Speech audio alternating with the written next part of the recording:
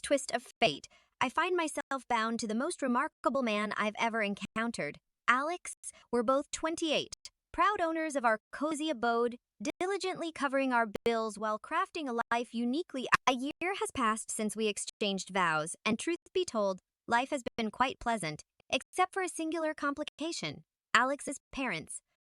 Now, don't get me wrong. I never anticipated playing the role of the knight in shining armor as the daughter-in-law. However, I certainly didn't envision becoming the family's unwelcome guest either. The inaugural encounter with my in-laws felt akin to entering a lion's den with a stake strapped to my neck. Jane, my mother-in-law, possessed a knack for scrutinizing me, as though pondering whether I was more of an inconvenience or just plain dull. It was evident that she had formed her opinion about me before I could even utter a greeting. Alex had forewarned me about his mom's assertive personality on our way to their place that first time, advising me not to take it too personally. Despite my efforts at dinner while innocently passing the salt, Jane seized the opportunity to reminisce about Stephanie's culinary prowess, referring to me in the third person. Alex, seemingly uncomfortable, acknowledged her remarks without meeting my gaze. Feeling like an invisible presence at the table, I swallowed my discomfort with a forced smile. When I tentatively acknowledged Stephanie's cooking skills, Jane's smile didn't quite reach her eyes. She seemed to be measuring me against a ghost, and I confided in Alex about feeling scrutinized. He reassured me, holding me close and affirming that I was the one he chose. Little did I know that Jane had a more intricate plan in motion, and I was unwittingly cast as the pawn in her familial chess game. Living with a severe allergy is more than just inconvenient. It's akin to having a persistent shadow whispering danger in your ear. Since childhood, peanuts have been my formidable adversaries, leading to an emergency room visit after a mere spoonful of peanut paste. Consequently, my parents received a crystal-clear directive: shield her from peanuts and an array of other foods for her well-being: soy, peas, cherries, almonds, tomatoes, apricots, bananas, and even potatoes. It's a list that raises eyebrows among waiters and prompts hesitation from friends inviting me over for dinner. Jane, my mother-in-law, is well aware of this extensive list. Nevertheless, she manages to question the restrictions every time we dine at her place. Her tone, hovering between concern and disbelief, persistently suggests that maybe I can indulge just a bit, oblivious to the potential consequences. Once at a family gathering, Jane insisted on the safety of her casserole, only for Alex to discover a potentially hazardous ingredient. Though we gracefully excused ourselves, leaving the untouched casserole behind, the incident lingered as a small victory in an ongoing battle where Jane held all the cards.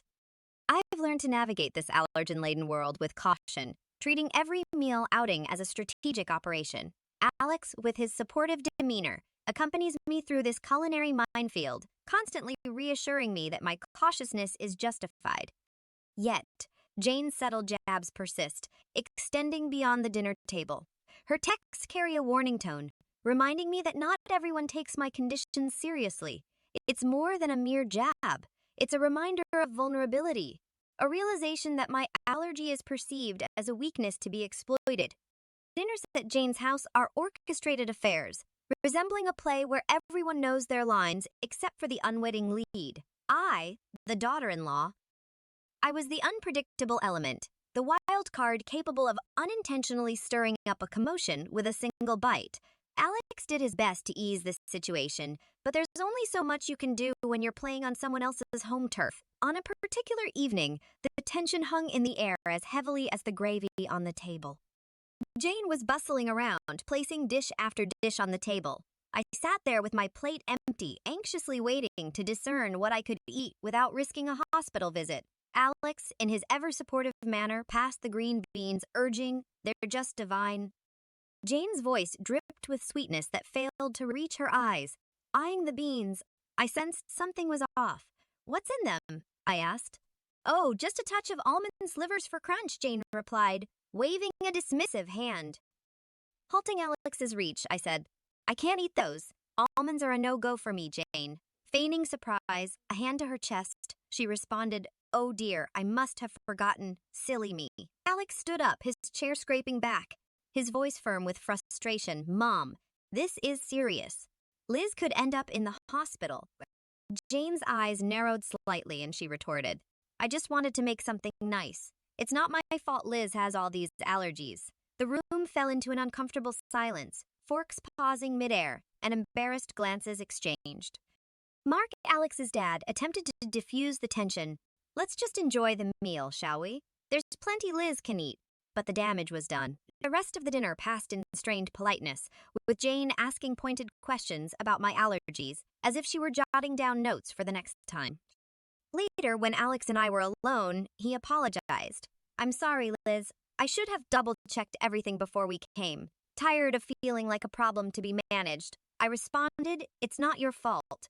But I'm starting to think your mom does these things on purpose. He didn't answer, and he didn't need to. We both knew the truth.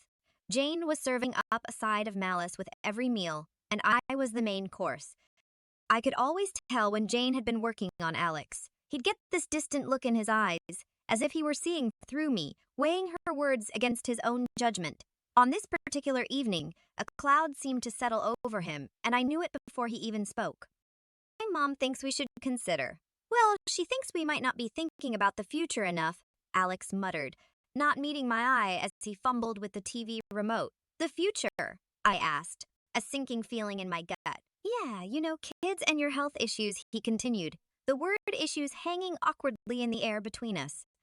She talked to you about my allergies again, didn't she? He sighed, setting the remote down. She's just worried, Liz. She thinks it's a lot for us to handle, especially if we want a family. I bristled, asserting, we've talked about this. I've managed so far, haven't I? And there are plenty of people with allergies who have kids. Alex ran a hand through his hair, a sign of stress. I know. It's just she has this way of making me doubt things. The room was quiet for a moment, the tension palpable. I reached for his hand, our fingers intertwining. We're not fighting.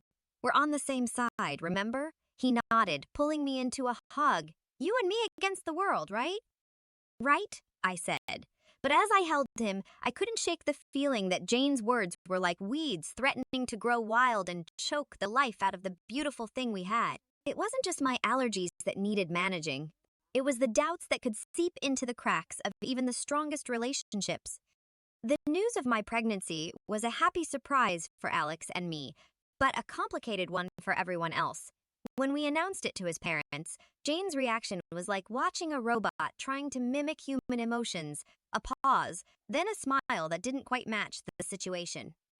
We're gonna have a baby, Mom, Alex said, his voice a mix of pride and caution.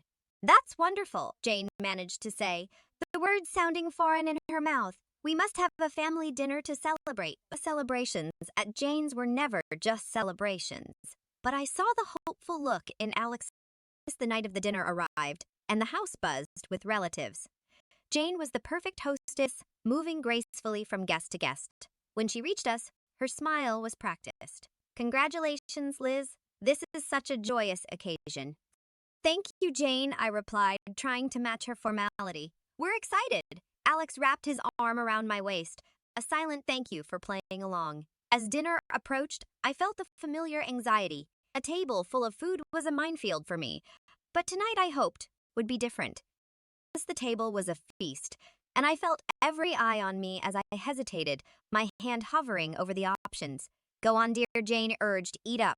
You're eating for two now? I smiled weakly, choosing the safest options, vegetables and rice, plain and simple. But as I reached for a slice of bread, Jane stopped me.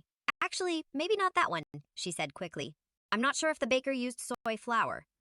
I paused, bread in hand, meeting her gaze. There was a flicker of something there. Concern, or perhaps it was a challenge. Thank you for letting me know, I said, placing the bread down. However, warning bells were already ringing in my head. How did she know about the soy flour? It felt like too close a call, too perfect a save. The rest of the meal passed in a blur, with congratulations mingling with the clinking of glasses. Yet, I couldn't shake the feeling that Jane's hospitality was a veneer, concealing a trap set and waiting for just the right moment. The family dinner, meant to celebrate our future baby, was nothing short of a banquet. Jane had outdone herself, creating a spread that would make a Thanksgiving dinner look modest. However, My stomach was tied in knots, not from hunger.